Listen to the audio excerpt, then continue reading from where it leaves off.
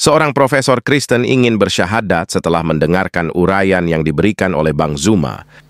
Nah, siapa orang yang belum mati sampai hari ini? Itu perkataan Yesus sendiri. Bang Zuma. Ya, siang, saudara Prof. Sesungguhnya di antara orang yang hadir di sini ada yang tidak akan mati sebelum mereka melihat kerajaan Allah. Kerajaan Allah apa sudah datang? Belum. Orang-orang yang hadir pada saat itu apa masih ada yang hidup? Masih. Siapa? Yesus. Berarti Yesus sampai hari ini belum mati? Yes. Murid-muridnya sudah mati belum? Sudah. Satu-satunya orang yang masih hidup hari ini siapa? Yesus. Di mana dalilnya Yesus masih hidup hari ini? Mazmur 91 dengar nomor 16. Kok bisa larinya ke Mazmur? Yes, karena Mazmur 91 ini indikasinya dibawa oleh Matius. Di mana Bang Suma? Matius 4. Kenapa bisa di situ? Ya, iblis mencoba Yesus. Kata Yesus, kata iblis, "Hei Yesus, ya paman, jika engkau betul adalah utusan Tuhan yang maha tinggi, jatuhkan dirimu ke bawah. Sebab ada tertulis tentang engkau di Mazmur 91 bahwa malaikat akan diutus oleh Elohim untuk menantang engkau di tangannya agar kakimu tidak terantuk kepada batu." Iblis aja nggak berhasil mencoba Yesus, apalagi hanya Yudas, apalagi hanya tentara Romawi, apalagi hanya imam kepala mahkamah agama. Iblis loh, iblis tak berhasil. Makanya Yesus mengatakan di dalam Yohanes 14:30, "Aku memang harus pergi sebab penguasa dunia itu telah datang, dan penguasa dunia itu adalah iblis, dan iblis tidak sedikit pun berkuasa atas diriku." Berarti yang dipelonco, yang ditampar, yang diseret, yang ditonjok, yang ditelanjangin, yang ditombak itu Yesus atau bukan? Bukan. Karena iblis tidak berkuasa sedikit pun atas diriku, kata Yesus. Berarti bukan aku yang disalib. Berarti yang terkutuk di atas pohon itu bukan aku. Itu jelas itu. Mazmur 91 di data nomor 16-nya apa kata Tuhan? "Dengan panjang umur akan kukenyangkan dia, dan akan kuperlihatkan kepadanya keselamatan daripadaku." Dengan panjang umur, Yesus berkata, di antara orang yang hadir di sini, termasuk aku dong, ada yang tidak mati sebelum melihat kerajaan Allah itu datang. Yesus hari ini masih hidup. Yesus ketika datang nanti yang kedua kalinya, menurut Yesus di dalam Matius 24 di data nomor 30, di situ sangat jelas dikatakan oleh Yesus itu sendiri bahwa semua metode yang dilakukan oleh penginjil, oleh gereja, mengatakan Yesus yang datang kemudian di dalam mimpi mereka, para murtadin bertemu dengan Yesus, bla bla bla bla segala macam. Itu bukanlah Yesus yang asli, tetapi Yesus yang palsu. Yesus yang asli nanti ketika ia datang boleh dibaca di dalam pengakuan Yesus sendiri. Di mana itu Bang? Matius 24 nomor 30. Apa tertulis di sana Bang? "Pada waktu itu akan nampak tanda anak manusia di langit. Semua bangsa di bumi akan meratap. Mereka akan melihat anak manusia itu datang di atas awan-awan di langit dengan segala kekuasaan dan kemuliaan Tuhan." Jelas. Jadi yang datang kepada Paulus itu bukan Yesus. Yang datang kepada Ananias itu bukan Yesus. Yang datang kepada penulis kitab Wahyu pun itu bukan Yesus. Yang datang keluar dari kubur itu bukan Yesus. "Kepada aku telah diberi kuasa baik di langit dan bumi. Pergilah ke seluruh dunia, jadikanlah segala bangsa menjadi muridku." Itu bukan Yesus. Jadi yang kalian sembah selama ini, selama 2000 tahun, itu bukan anak Maria. Mari dengarkan saya 1 menit terakhir. Apa kata Yesus? Akan datang penyesat dengan memakai nama Yesus dan berkata, "Akulah Yesus. Waktunya sudah dekat, jangan kamu percaya." Lukas 21 nomor 8. Lukas 2 nomor 11. Pada hari ini telah lahir bagi Bani Israel juru selamat, yaitu orang yang diurapi Tuhan di kota Daud. Pada hari ini telah lahir bagimu, wahai Bani Israel, juru selamat, yaitu manusia yang diurapi Tuhan di kota Daud. Yang lahir manusia. Galatia 1:12, Paulus berkata, "Aku menerima Injil bukan dari manusia." Yesus lahir sebagai manusia. Yang datang kepada Paulus bukan manusia. Sedangkan kata kitab 2 Yohanes 1 nomor 7, siapakah iblis itu? Saya ulang. 2 Yohanes 1 nomor 7. Siapakah iblis itu? Titik 2. Bukankah dia yang pergi ke seluruh dunia, yang tidak mengaku Yesus datang sebagai manusia? Itulah iblisnya, itulah antikristusnya. Saya ulang lagi kepada teman-teman apologet yang masih baru belajar, dengarkan. 2 Yohanes 1 nomor 7. Siapakah penyesat itu?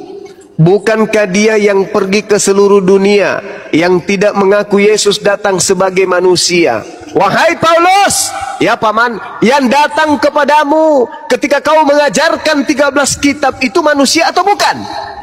Galatia 1 nomor 10, nomor 11, nomor 12. Aku menerima bukan dari manusia, tetapi dari Kristus Yesus. Sekali lagi, 2 Yohanes 1 nomor 7. Siapakah penyesat itu? Penyesat dalam bahasa Yunani itu planos. Planos itu definisinya meluas. Planos itu adalah antikristus, penyesat, pembohong, penipu. Tuh, itu yang disebut planos, alias iblis. Siapakah penyesat itu? Bukankah dia yang pergi ke seluruh dunia, yang tidak mengaku Yesus datang sebagai manusia? Itulah penyesat itu, dan itulah antikristus itu. Nah, Yesus berkata, waspadalah kepada penyesat. Penyesatnya ini tidak mengaku Yesus datang sebagai manusia. Paulus, yang datang kepadamu memberitakan Injil kepadamu manusia atau bukan? Bukan. Tetapi dia adalah Yesus Kristus. Berarti dengan kata lain, Paulus mengakui Yesus Kristus datang bukan sebagai manusia. Berarti siapa dia? Siapa Paulus ini? Antikristus. Siapakah antikristus itu? Siapakah penyesat itu? Siapakah penyesat itu? Dia adalah yang tidak mengaku Yesus datang sebagai manusia. Paulus, ya paman, Yesus Kristus datang kepadamu. Betul? Betul. Dia datang sebagai apa? Manusia atau bukan? Bukan.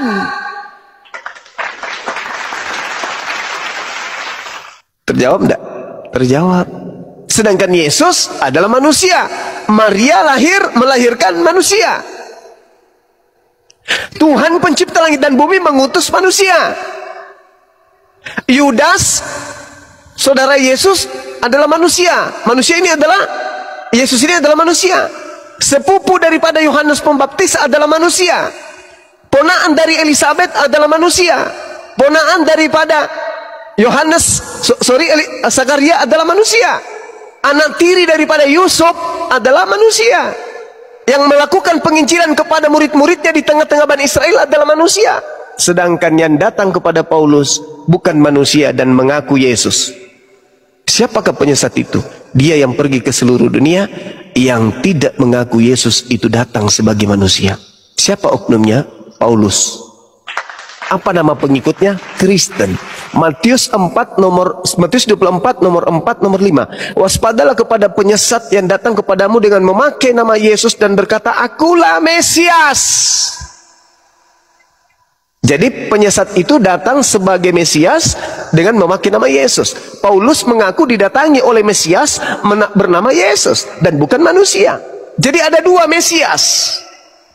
Mesias Yesus, manusia, yang datang di tengah-tengah Bani Israel hanya untuk Bani Israel. Mesias Yesus yang datang ke Paulus yang bukan manusia, yang mengajarkan Paulus untuk mengkristenkan separuh dari penduduk bumi. Di Islam juga demikian. Ada dua Al-Masih, Isa Al-Masih, Dajjal Al-Masih. Di Bible ada dua Al-Masih. Al-Masih yang asli anak Maria, Al-Masih Dajjal, penyesat antikristus yang datang kepada Paulus. Kristen ini pengikut siapa? Pengikutnya anaknya Maria? Bukan. Pengikut anak Maria disebut Yudaism. Yohanes 10:27, aku mengenal pengikutku, mereka mendengarkan suaraku dan mengikuti aku. Aku ke sinagoge, aku tidak makan babi, aku bersunat, aku ibadah sabat, aku menyembah kepada Elohim, kitabku adalah kitab Tanakh, aku berpuasa, aku tidak makan babi, aku tidak makan anjing, aku tidak ibadah minggu, aku tidak mengkitabkan kitab perjanjian baru, aku tidak mengenal Paulus. Sedangkan pengikut Paulus menjadi Kristen karena berdasarkan pernyataan-pernyataan Dajjal Al-Masih yang datang kepada Paulus. Orang Kristen yang menggunakan akal dan yang ingin selamat pasti akan menjadikan ucapan-ucapan saya ini sebagai perenungan untuk kemudian pintar dan pandai memilih bahwa Yesus itu ada dua di dalam Bible. Yesus yang adalah anak Maria yang tidak sempat dan tidak bisa dibunuh oleh tentara Romawi dan orang-orang Yahudi, dan Yesus yang menggantikan anak Maria yang ditampar, diseret keluar dari kubur, mengaku diberi kuasa dan kemudian meminta kepada pengikut-pengikutnya untuk mengkristenkan seluruh bangsa. Siapa itu? Siapa Yesus Kristus yang datang kepada Paulus ini? Sedangkan Yesus yang asli menubuatkan akan datang Yesus Kristus menyesatkan banyak orang dan dia mampu melakukan mujizat-mujizat yang banyak. Kalau saudara percaya kepada Yesus, maka percayalah bahwa ada muncul Yesus palsu yang memiliki pengikut banyak. Pengikut Yesus palsu adalah dialah yang diagung-agungkan Kristen hari ini. Yesus Tuhanku, anak domba, tebusan yang menebus dosa-dosaku. Dia adalah kasih yang datang ke bumi ini. Dia adalah dewa Theos yang nuzul ke bumi untuk nebus dosa-dosa manusia, dosa-dosa kami.Itulah Tuhan kalian. Sedangkan ending dari cerita ini semua adalah Matius 7:22 nomor 20, 27, 22 dan 23. Pada hari terakhir nanti banyak orang berseru kepadaku, Tuhan, Tuhan, bukankah kami telah bernubuat, mengusir setan, bermujizat, ya? Dan kemudian Yesus berkata apa? Pada hari itulah saya akan berterus terang kepada mereka orang-orang yang menyembah Yesus palsu ini. Enyahlah daripadaku, kalian semua adalah pembuat kejahatan. Manifestasi dari penjabaran kita berdasar daripada ilmu. Ketika nanti di padang mahsyar, hari kebangkitan ketika orang semua dihakimi, apakah iblis masih ada di sana? Gak ada lagi. Berarti yang tersisa tinggal Yesus asli. Yesus palsu masih ada? Gak ada lagi. Iblisnya masih ada? Gak ada lagi. Pengikut-pengikut iblis di situ masih bisa bertobat? Gak bisa lagi. Karena udah terlanjur mereka digiring mati dalam keadaan menyembah kepada Yesus palsu. Ketika kemudian mereka bersungut-sungut memohon, Yesus, bukankah kami bernubuat dulunya pakai namamu, bermujizat pakai namamu, mengusir setan pakai namamu juga? Yesus yang asli mengatakan apa? Enyahlah daripadaku, kalian semua adalah pembuat kejahatan. Aku tidak mengenal kalian. Loh, kok bisa kayak gitu? Jadi yang selama ini Kristen sembah siapa dong? Bukan aku. Lalu siapa? Ya, yang datang kepada kalian yang kalian sebut Roh Kudus. Dia yang mengajarkan kalian menyembah oknum yang bernama Yesus kan? Iya. Tapi yang kau semua bukan aku. Karena aku ini nabi, aku ini rasul, aku diutus hanya kepada domba yang sesat dari umat Israel. Sedangkan orang yang sesama denganku aja aku sebut Gog. Kalau dia di luar Yahudi, apalagi di dalamnya apalagi kalian. Matius 10 nomor 5 nomor 6, aku berpesan kepada ke-12 muridku agar jangan ke bangsa lain atau ke bangsa orang Samaria, tetapi pergilah saja kepada bangsa di mana muridku itu tinggal, yaitu umat Israel. Itu dalil. Jadi Yang saudara-saudara Kristen sembah hari ini, itu bukan anak Maria, Bu. Makanya saudara-saudara Kristen saya yang saya sudah mualafkan ketemu saya sampai hari ini ya, mereka mencium tangan saya, mereka memeluk saya, mereka menangis. Berterima kasih Bang, betapa saya jauh selama ini dari Tuhan. Begitu bertemu dengan Bang Suma, meskipun awalnya benci, kesal, tapi demi keselamatan saya, Bang Suma rela menghadapi itu semua. Aku telah menemukan kebenaran sejati. Indah bersujud kepada Tuhannya Yesus, Bang. Dulu aku ke gereja, aku gelisah. Di gereja aku tak ada ketenangan, karena aku menyebut-nyebut anak orang untuk aku sembah, padahal di dalam Bible yang saya tenteng itu tak ada. Aku ke gereja, tentang gereja tidak disebutkan dalam Bibelku. Aku ibadah minggu, tentang ibadah minggu tidak disebutkan di dalam Bibelku. Aku menyembah Yesus, tidak ada perintah penyembahan Yesus dalam Bibelku. Semua yang aku lakukan sebelum mengenal Bang Suma adalah satu prosesi keagamaan yang justru bertentangan dengan kitab yang saya pegang. Makasih Bang Suma, I love you full. Semoga Bang Suma panjang umur dan sehat selalu. Amin. Itu Bang, itu yang saya uraikan. Karena kenapa? Coba Anda lihat di dalam Yohanes 16:14. Apabila roh kebenaran itu datang, dia akan memuliakan aku. Di mana rumah ibadah Yesus dimuliakan? Di gereja atau di masjid? Di gereja Bang, ada yang disebut tiang palang, ada yang disebut salib, tempat eksekusi yang diperuntukkan untuk makhluk yang dikutuk oleh Tuhan. Salib ini tempat pembantaian terhadap orang-orang yang dikutuk oleh Tuhan, tapi dijadikan sebagai satu simbol kemenangan oleh orang-orang Kristen. Padahal salib ini adalah hukuman bagi orang yang terkutuk. Ulangan 21 nomor 22-23. Jika engkau menemukan orang yang melakukan dosa yang sepadan dengan hukuman mati, lalu kau hukum dia, jangan kau biarkan mayatnya semalam-malaman di atas tiang. Sebab orang yang dikutuki Tuhan, mayatnya pun diharamkan untuk menyentuh tanah yang diberikan Tuhanmu untuk engkau wariskan.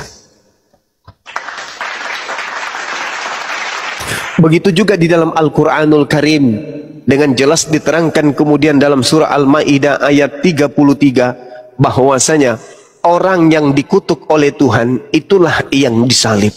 Innama jazaa'ul ladina yuharibunallah wa rasulahu wa yas'auna fil ardi fasadan an yuqattalu aw yusallabu. Orang yang disalib adalah orang yang membenci pencipta langit dan bumi. Orang yang disalib adalah orang yang memusuhi Nabi Isa alaihi salam.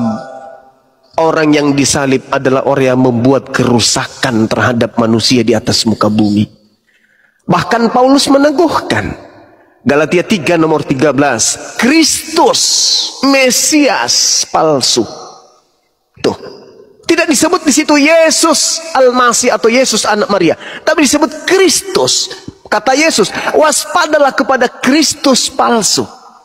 Paulus mengatakan Kristus telah menebus kita dari kutuk hukum Taurat dengan jalan menjadi kutuk untuk kita. Sebab ada tertulis, terkutuklah orang yang mati di atas tiang salib.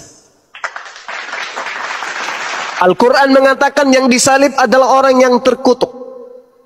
Taurat mengatakan yang disalib adalah orang yang terkutuk.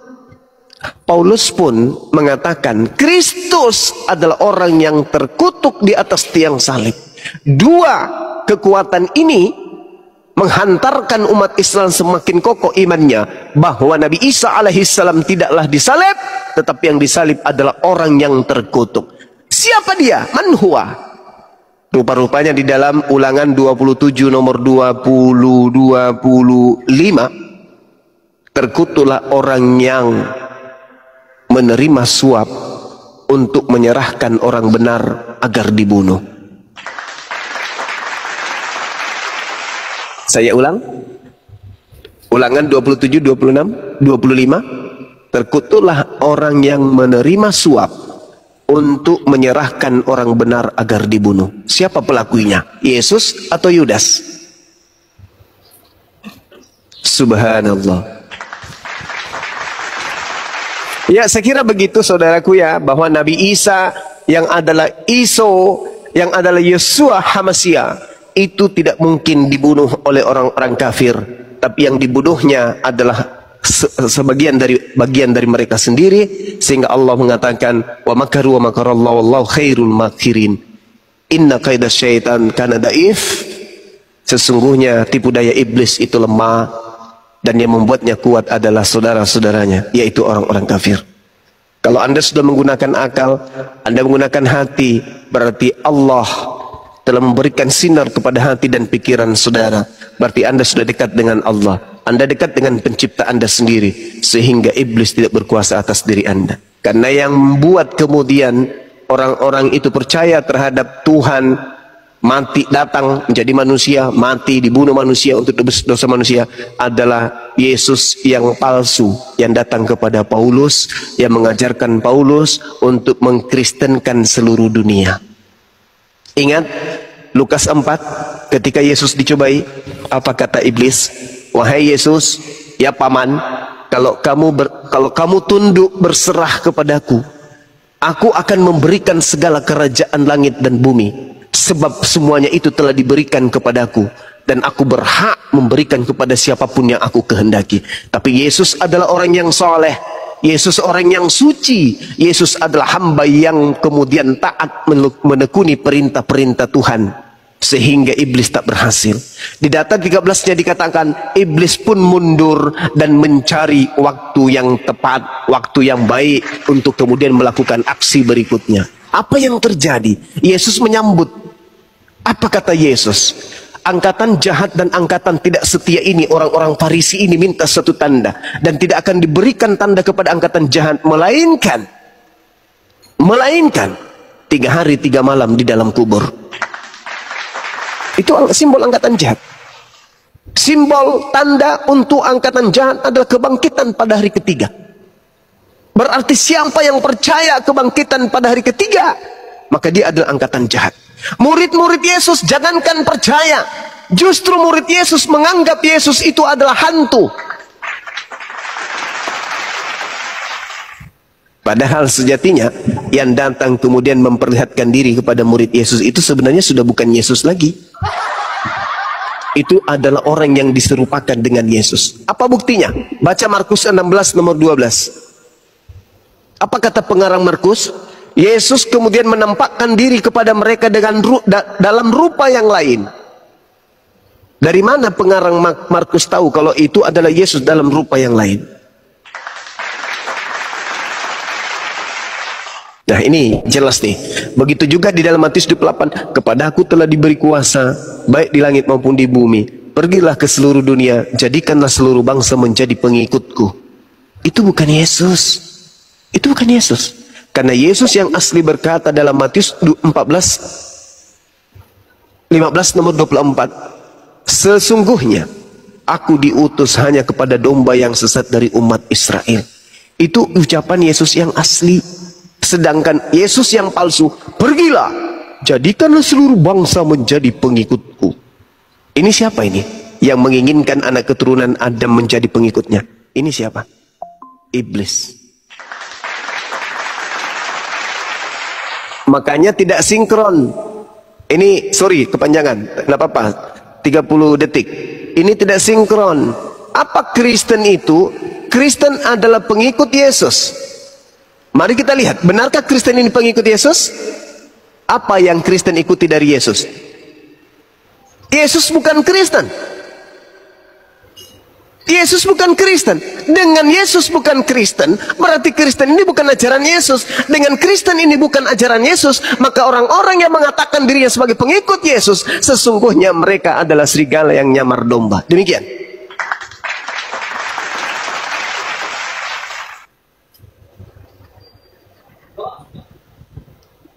Sepakat. Terima kasih Bang Cuma. Apa yang telah dinarasikan Bang Suma tadi, saya naikkan 99% adalah suatu kebenaran dan fakta ya. Karena merujuk pada prinsip di dalam memahami Bible dengan sesuai dengan ilmu hermeneutika, apa yang dinarasikan itu saya tidak bisa membantah satupun. Namun begini Bang, mungkin lebih lanjutnya nanti saya mohon izin host, saya sering nongkrong di sini biar kita saling sharing dan dapat suatu pencerahan ataupun pengetahuan seperti ini. Saya mengakui apa yang dinarasikan Bang Suma itu tidak bisa saya bantah, dan keilmuan dari manapun tidak bisa dibantah. Itu benar semuanya. Subhanallah, Masya Allah. Tinggal 10% berarti Bang. Perpuluhan aja kayaknya yang nyangkut. Iya Bang. Insya Allah Bang Prof. Artinya di sini nanti ada dibantu sama gerunda-gerunda seperti Pak Angon. Dari tadi saya bolak-balik nih Bang. Iya, Bang Hols, dari tadi Bang Suma sementara narasi kan saya bolak-balik semua ini buku-buku yang saya pelajari. Ini saya mau bantah dengan pakai yang mana ini? Saya tidak bisa mampu lagi bantah. Karena memang apa yang dikatakan ini benar. Sesuatu yang benar, kita wajib mengatakan bahwa itu benar. Kita mau bantah pakai dalil apa? Apakah kita pakai doktrin? Mau bantah apa yang ini? Nanti nggak nyambung kalau kita bantah pakai doktrin. Dan ini suatu kebenaran. Allahu Akbar, Masya Allah. Saudara Prof ini dari Katolik? Iya Bang. Allahu Akbar. Iya, lanjut. Insyaallah ya. Akhi Buddha Angon, Assalamualaikum warahmatullahi wabarakatuh. Ini mau lanjutkan, ini saya mau bantah dalam ruang diskusi ini, saya mau bantah pakai apa ini yang lagi saya pikir ini. Paling saya bisa bantah dengan doktrin Bang. Dan Silakan. apa yang Abang narasikan itu paling saya bantah soal doktrin. Kalau berbicara soal doktrin berarti sesuatu yang tidak subjektif dan sesuatu yang pastinya akan fata morgana dan absurd. Tentu tidak akan ketemu Bang. Iya. Benar. Paling kalau saya mau bantah paling andalan saya doktrin dan dogma aja ini. Nggak bisa secara apa itu. Ini yang saya takutkan di situ. Sehingga saya katakan dari awal bahwa saya tidak bisa bantah. Begitu Bang. Allahu Akbar. Masya Allah. Iya, kalau doktrin dan dogma itu adalah seibarat gini. Seibarat sapi dimasukkan ke dalam kandang. Lalu dikumpulkan orang-orang. Kumpul, semua kumpul. Nah, berkumpullah 10 orang di sana. Lalu disampaikan kepada mereka, maukah kalian melihat manusia paling di era 2024? Orang-orang 10 ini akan mengatakan, ya mau. Dibukalah kandang itu. Strak, diperlihatkan seekor sapi. Ketika orang itu berkata, itu sapi. Orang. Harus orang. Ya, orang ya? Oh iya Pak, orang. Berani nggak kalian mengatakan dia sapi? Enggak Bang, enggak. Dia adalah orang. Itu doktrin. Tak boleh kemudian orang itu keluar dari dogma dan doktrin tersebut. Apapun yang terjadi. Meskipun ketika orangnya disuruh berbicara, wahai kau si orang, coba kau berkata memanggil kekasihmu. Lalu yang mendoktrin mengatakan apa? Hei kamu sudah mendengarkan dia berbicara bukan? Iya paman, apa yang dia mengatakannya? Aku mencintaimu. Bagus, tepuk tangan. Hebat, kalian hebat. Bagus. Orang ini cantik kan? Ya paman, cantik banget. Bibirnya besar, lidahnya panjang, kupingnya unik. Itu doktrin. Tidak boleh ada yang mengganggu gugat itu. Beginilah yang dialami oleh saudara-saudara kita di Kristen.